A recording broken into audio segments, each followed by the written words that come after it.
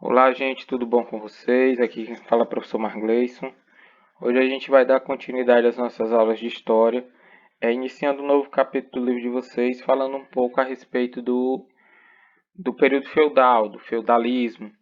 A gente vai dar continuidade à parte que nós já tínhamos falado sobre a questão dos bárbaros, e agora falando mais detalhadamente sobre o período feudal da Idade Média, mais especificamente sobre o feudalismo, que é o sistema político-econômico que vai vigorar durante todo esse processo de Idade Média. Então a gente vai tentar entender como ele funcionava, suas características, um pouco da questão da sociedade. Então, o feudalismo é um sistema social que se desenvolveu na Europa feudal, Europa medieval, caracterizada basicamente pela dominação e exploração dos camponeses, da classe mais pobre, pela nobreza. Os ricos viviam da exploração dos mais pobres a partir do sistema de servidão. Não era mais a escravidão, como existia lá em Roma. Era um sistema baseado na questão da servidão. Mas os trabalhadores eles ficavam presos a esse trabalho e a exploração é extremamente desgastante para esses mais pobres, enquanto os mais ricos viviam de boa. Então a gente tem aqui o surgimento do feudalismo. O feudalismo ele tem suas origens a partir de duas características básicas. É da união da questão da tradição do Império Romano e também com a fusão das características dos reinos bárbaros. Então, por exemplo, do Império Romano, o que a gente tem aqui? A questão das vilas, o colonato, que é o sistema que vai surgir lá no final do Império Romano, quando a escravidão entra em decadência em Roma. A forma encontrada para substituir o trabalho foi o colonato. Os fazendeiros pegavam pessoas, colocavam para trabalhar em suas terras e faziam um sistema de parceria, repartição do que era produzido. Ele tinha o direito a trabalhar na terra e pagava ao dono da terra com a produção. Então, era uma espécie de acordo que existia. Do Império Romano, a gente também tem a questão da fragmentação do poder político. O poder do Império vai se desfazer e aí vai surgir vários poderes independentes, principalmente nas suas terras, para se proteger dessas invasões bárbaras. A gente tem dos reinos bárbaros. A gente tem um sistema conhecido como comitatos, que era uma tradição bárbara, que quando eles iam para a guerra, ganhavam as conquistas. Tinham as conquistas e ganhavam das outras cidades. Geralmente eles faziam a repartição da terra e davam para os soldados. O general mais importante pegava e distribuía a terra para os seus soldados, em troca de uma questão de servidão, de honra. Ó, estou te dando essa terra, mas se eu precisar de ti, tu vem me proteger.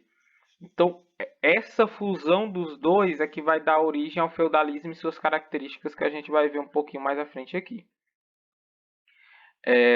Aí a gente tem aqui, ó, o feudalismo vem da fusão das duas culturas, germânica e romana.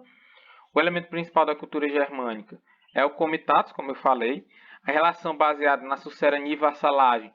O sucerano é o rico, que dá a terra, dá a proteção, e a vassalagem é o mais pobre, que recebe a terra, recebe a proteção e vai trabalhar para sustentar esse mais rico. Então, ela é uma relação de dependência, baseada nessa questão da servidão, da honra. O elemento principal da cultura romana é o colonato, como eu falei, do servilismo. Dava-se a terra, em troca, o colono retribuía com parte do pagamento da produção. Então a gente tem aqui algumas características desse período. Então, assim, o feudalismo, o sistema feudal, vai surgir a partir das invasões bárbaras. Os bárbaros eles colocavam muito medo. E aí, muitas das pessoas que viviam nas cidades começaram a fugir com medo desses bárbaros que muitas vezes eles pegavam, matavam, estupravam, arrancavam os olhos, faziam uma série de situações que colocou muito medo na população. Então, muitas cidades acabaram sendo esvaziadas. As pessoas saíam das cidades e iam se esconder na zona rural, iam se esconder no campo. E aonde é que eles encontravam esse abrigo? Na casa, nas fazendas, nos castelos que estavam surgindo das pessoas ricas. Então vai começar a surgir grandes castelos fortificados, regiões fortificadas para se proteger dessas invasões bárbaras.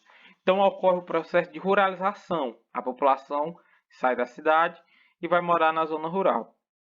Com essa saída da cidade, a gente tem uma outra característica que é o enfraquecimento do comércio. As cidades praticamente desaparecem. Não tinha para quem vender. A produção ela passou a ser feita basicamente para consumo. Não era mais para venda, porque era perigoso você sair. Quando você saísse, ter um bárbaro para lhe pegar. Outra característica aqui, ó, o sistema de produção feudal, que a gente vai estudar um pouco mais à frente. A divisão de terras, onde cada um tinha uma parte de direito, cada um tinha que produzir.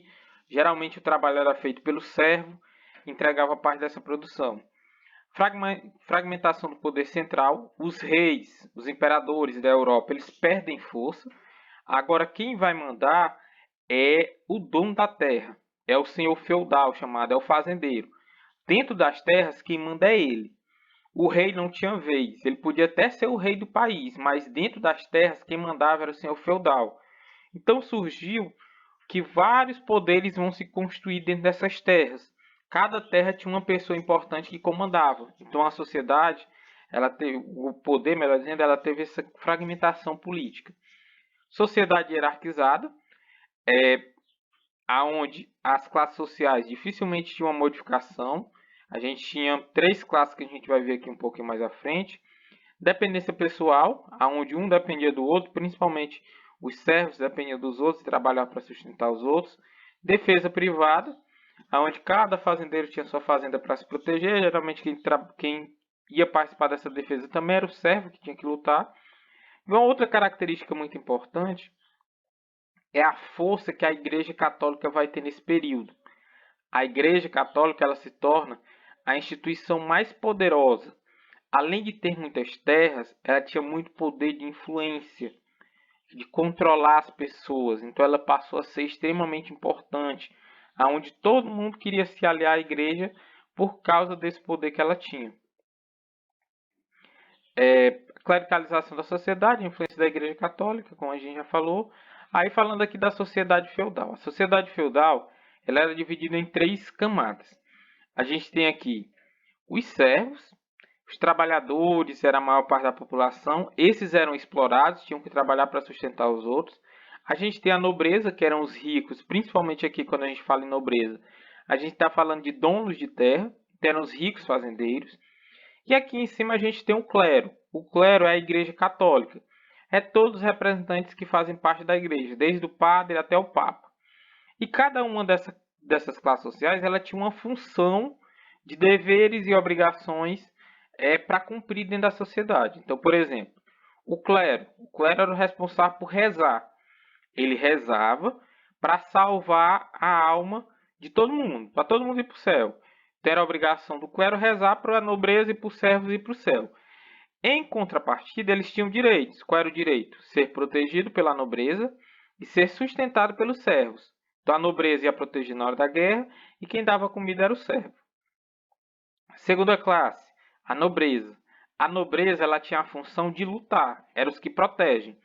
Então eles organizavam o exército, mas na hora de lutar os servos também lutavam, eles eram que lideravam.